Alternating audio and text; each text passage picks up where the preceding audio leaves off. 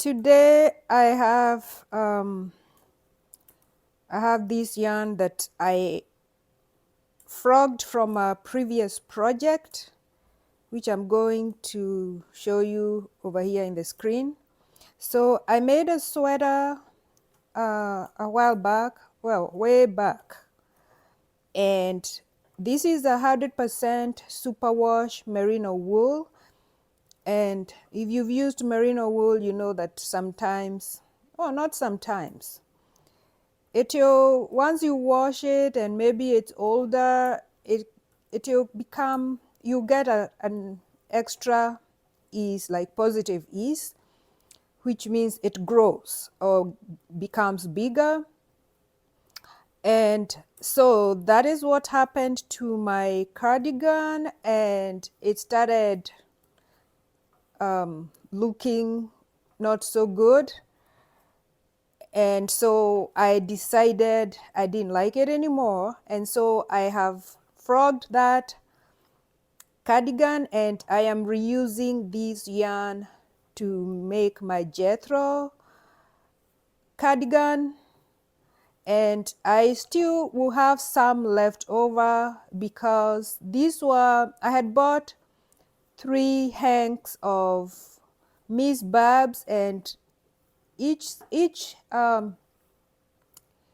skein had like 560 yards, and so it was a lot of yarn. It's probably one of those very fast merino wools that I bought and I had no idea what I was doing. So previously I had been using just regular acrylic, and then I discovered this beautiful merino wool, and then I went crazy buying even without knowing how it behaves and all that. And so I have this beautiful yarn, and I made this cardigan and I didn't like it. And this is a DK weight.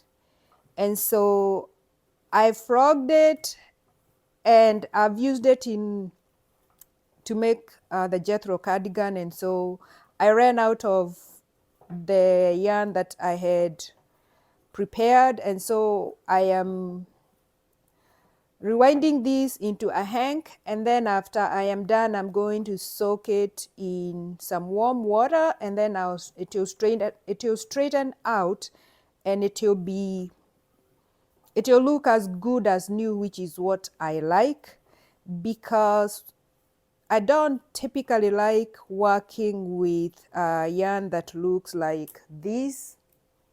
So this is another merino wool that I frogged, and I don't like this texture.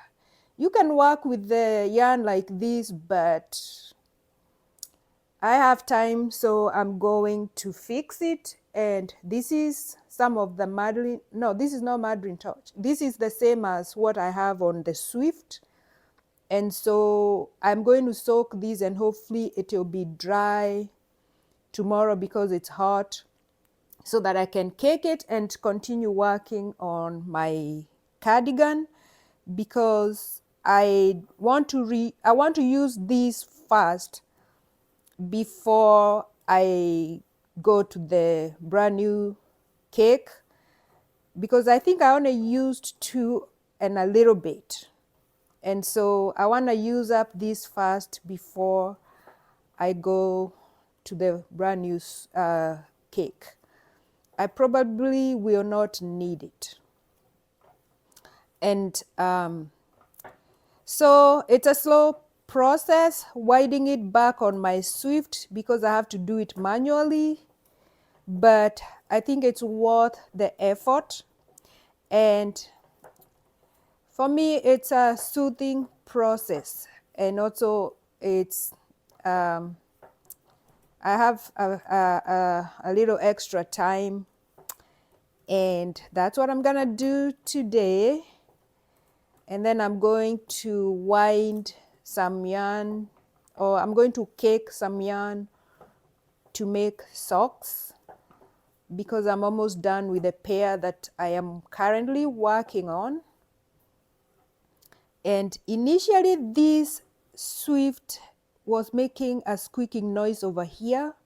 I actually am not sure if it was over here or at the bottom, because I have had this Swift for maybe more than 5 years, and it got stuck on this table that I'm using. So I can't really take it out of here. So I have to move the little table around. It's okay because the table is not that big anyway. But the Swift was making an annoying squeaking noise, and I used some of my sewing machine oil, and I dropped a few drops in here, and I think I've gotten rid of the squeak. And I'm happy about that because it doesn't bother me too much if I am just winding yarn for myself.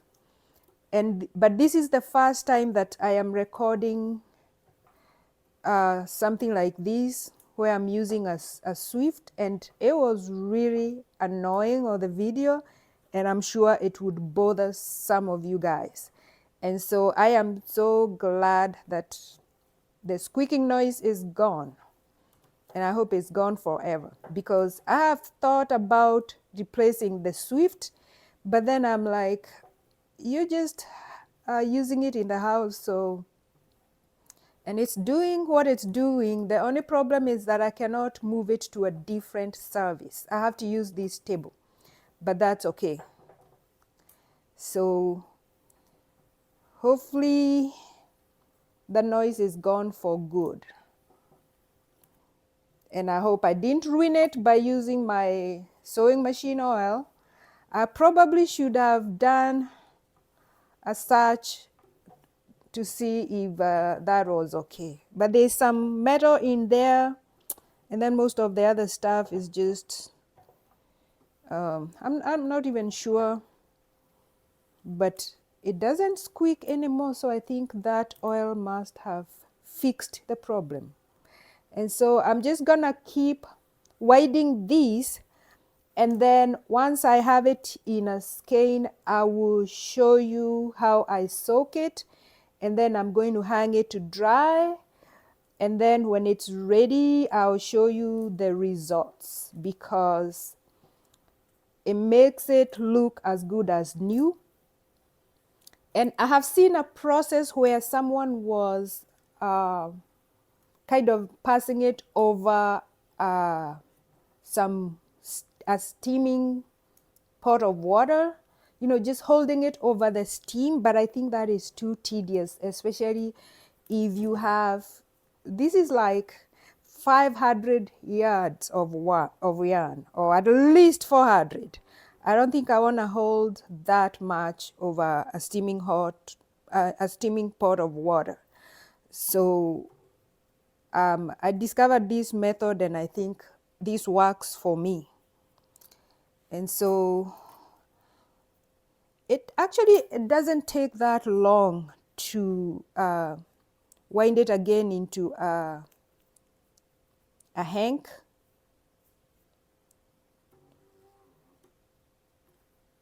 And then I'm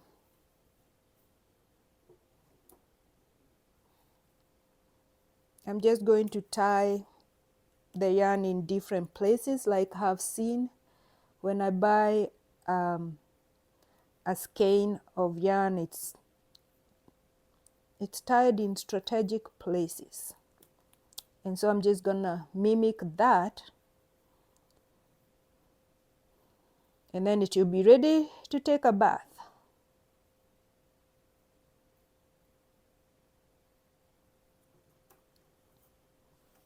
And I like using a contrasting color, so that I know where to cut once I'm ready to cake the yarn.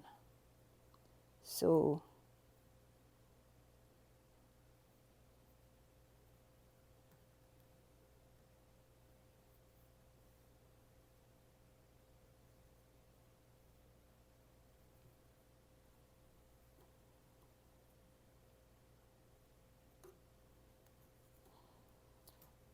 I'm one of those people that are not afraid to frog a project. And I remember when I was a little kid, and my mom sometimes would frog old sweaters and reuse the yarn to make a sweater for another member of the family. And so I know that for sure this sweater that I frogged, I wasn't gonna wear it again. And so, you know, just instead of going to buy more yarn, I'm just going to reuse this, and hopefully the Jethro sweater, which is what I'm working on, is going to be end up to be one of those nice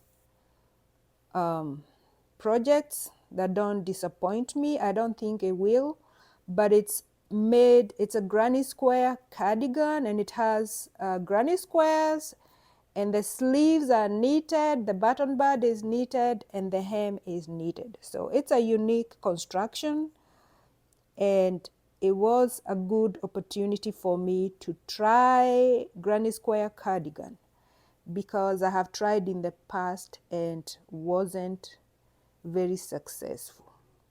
So this, when I saw that, when I saw the pattern, I jumped in. I think I must be among the very first people that are making that cardigan, because that pattern is fairly new. It just came out the other day. But if I had this yarn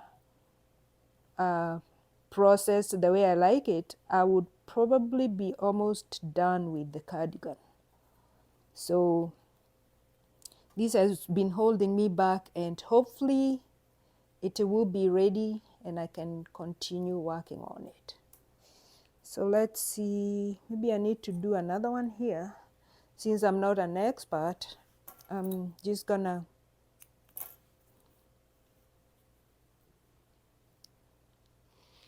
tie it in different places. Well, maybe more than I normally would see in a skein that I buy. So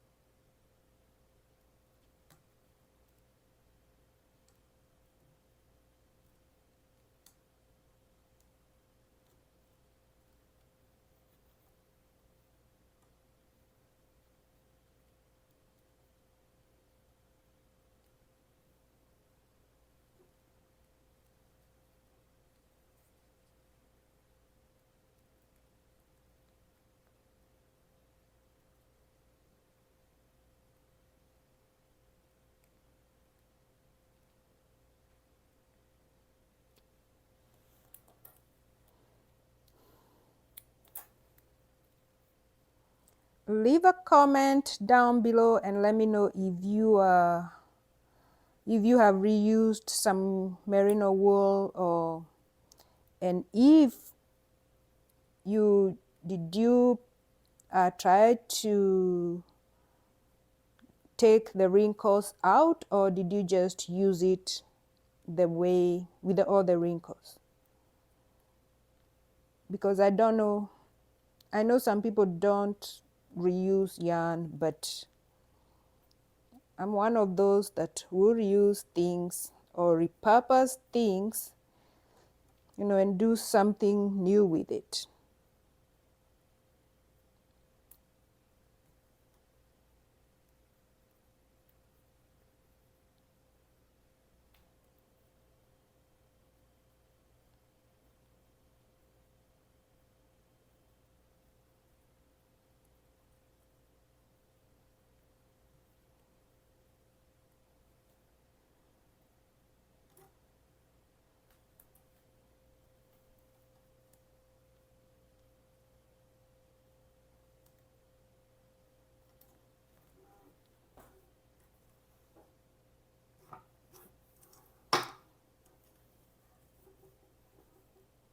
Okay, and it's ready to go to the warm bath, and then it will get rid of all these wrinkles and it will straighten and look as good as new.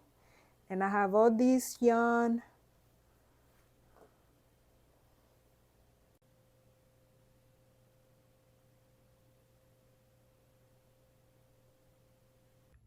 Now I'm ready to give this yarn a good soak, and I'm going to be using this soap that I've had this for a while. I normally use it to block my wool garments, and I think I got it from one booth at the Fiber Fest a long time ago when I shopped there. So I'm not sure. I'll leave the name of this soap in the description. And then I have my water, and it's warm water.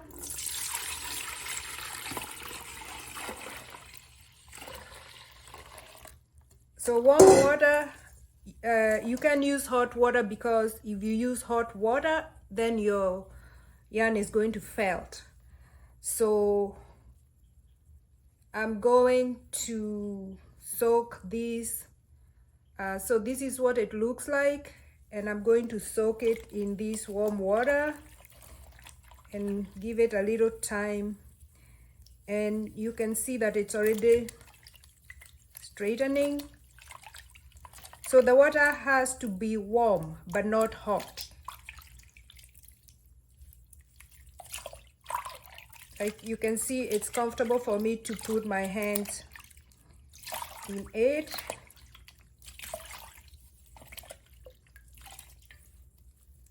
And as you can tell, the yarn is already straight.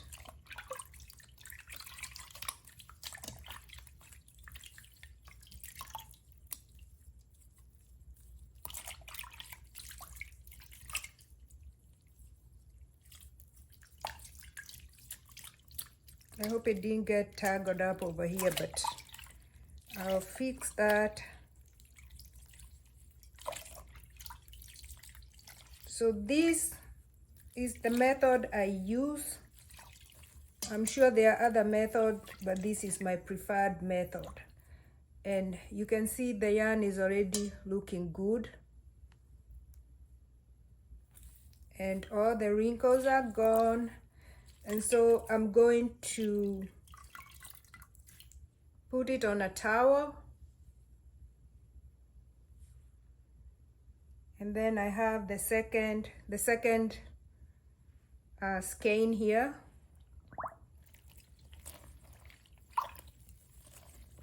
Hopefully the temperature is still good.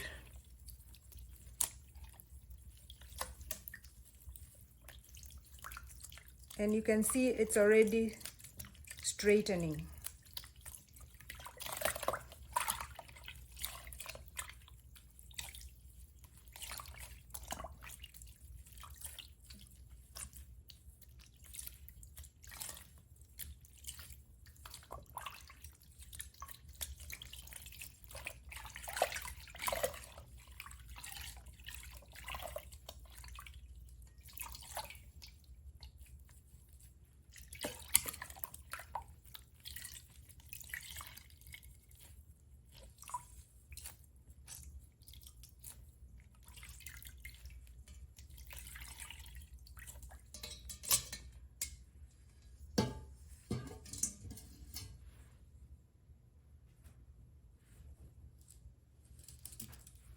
And so I'm gonna use a towel, but I'm going to hang it to dry, but I just want you to see what it looks like after soaking it.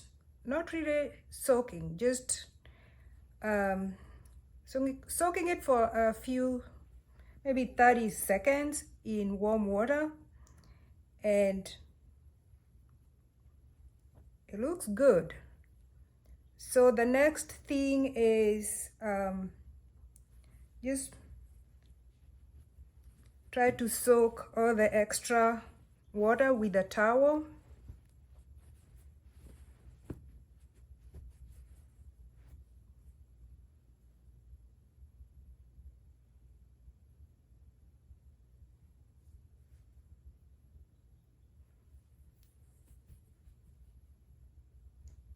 So as you can tell, it went back to being straight.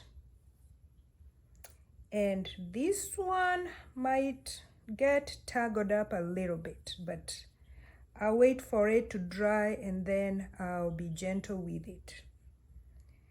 But it's straight, and so the next step is going to be, I definitely probably will have a problem with this one here, but thank God it's not a lot, it's just a little bit. It's not as much as this one, so, but the bottom line is that it's straightened out. And then next step is I'm going to hang it to dry, and then once it dries, hopefully it's gonna dry overnight, and then I'm going to wind it into a cake, and then I will be ready to use it. And I will show you that as soon as it dries. And we are back, and it's a few days since I soaked this yarn and I hung it to dry, and it took a little bit longer than I expected because the weather has been a little bit humid, and I hang it to dry in the garage because it's been raining, so I didn't want it to be outside, and so that took a little bit longer. And I am back here, it's ready to go, and I have caked some of it, but I still have a few left, and I've already set it up on the Swift because it was giving me a lot of problems. If you remember earlier, I showed you one of the skeins looked a little bit messy, so it tangled up a little bit, and so I had to straighten it, and that would have taken a long time for me to do it on video, so I decided to prep it and have it here ready to show you. But I've caked some, and I have some that I still need to cake, and this is what the dry skeins look like. So they straightened out pretty good, and I noticed that this is a Madryn torch. It's a DK weight. I think it's called DK twist, and it did not straighten as good as Miss Babs. So I don't know, but it looks good. So this is the Miss Babs, and it looks really good. And I've already caked some of it, and I'm going to cake the rest of it. And so I've already caked some of it, and I have these other two left here, and then I have this one that I'm going to demonstrate, and I've already put it on the Swift. And I moved my table, my setup upstairs because I'm still trying to figure out the best place to set up to demonstrate when I'm doing the winding, but I haven't found a good spot, so I'm trying out different places, so I hope this one works. The only problem here is that I'm on the carpet, and this table is really flimsy, and like I mentioned earlier, this Swift is stuck on this table. I don't know what happened, but I cannot get this, I cannot unscrew this from this little table. And this is one of those foldable tables which is really flimsy, so it's shaking a lot, and being on the carpet doesn't help at all. So just bear with me. So I don't know if I'm going to force it off of that table eventually, but I'm afraid that if I do that, then I'll break it. And these things are expensive. It goes, I think it's about 60 something. But anyway, that's a problem for another day. So now I have the tail, and I also don't know if this Swift is going to cooperate with me because it makes a lot of noise, and I've used my sewing machine oil to oil it, and it cooperated for a little bit, so fingers crossed that it's gonna cooperate and it's not gonna give me that squeaking noise. But if that happens, I have my oil handy, and I'm just gonna drop a couple of drops and see if that's gonna help. So let's get ready and cake this yarn. I'm not having too much luck with this. So I'm just gonna go slowly and hopefully everything will work out fine, and then I'll show you what my cake looks like. And then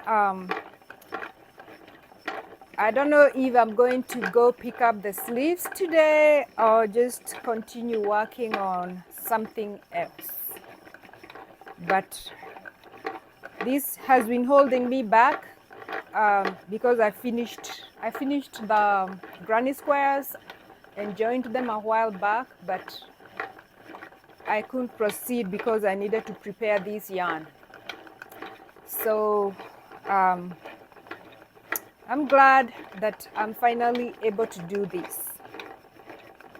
And the Swift is quiet, but now this winder is more noisy than usual. I don't know what's going on.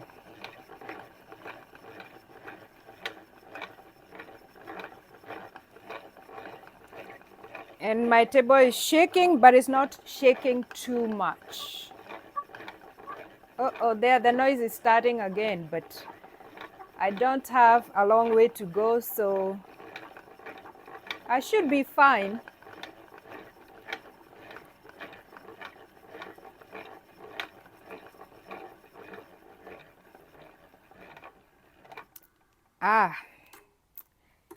And there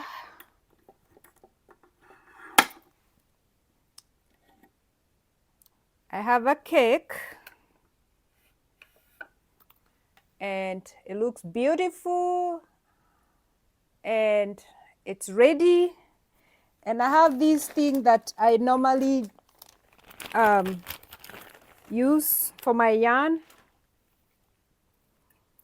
When I cake my yarn, I have these nets that I sometimes cover my yarn with a net. Not all the time, depends on my mood. So, and what this does is it keeps your yarn together. You know, when you're knitting or when you're using your caked yarn and it starts to unravel once you're almost done with the cake, this puts everything together. It keeps it neat, and I like it. And you can get your tail, and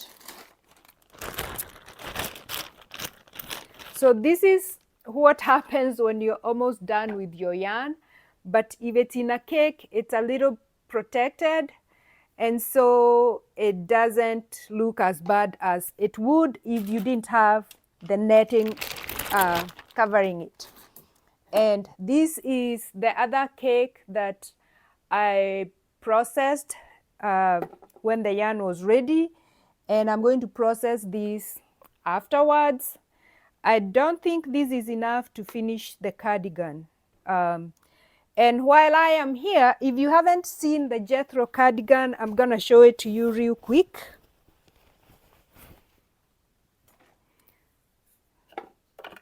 I'm going to move this because it's in my way.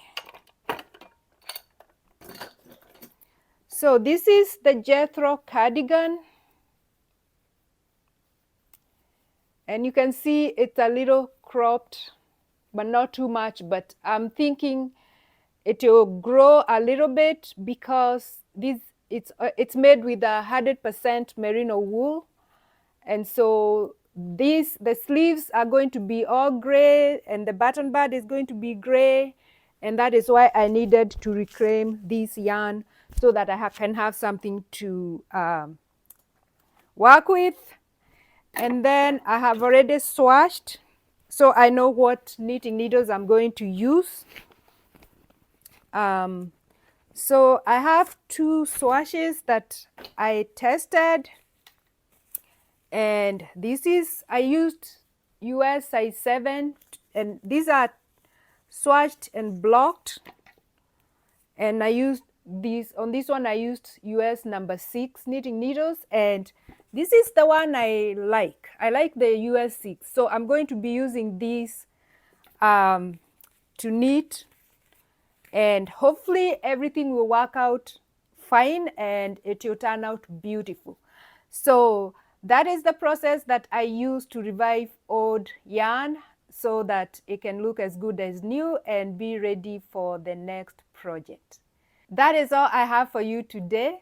Thank you so much for watching. If you're watching this video and you're not subscribed to my channel, consider subscribing. If you like this kind of content, consider subscribing also and hitting the notification bell so that I can notify you every time I upload a new video.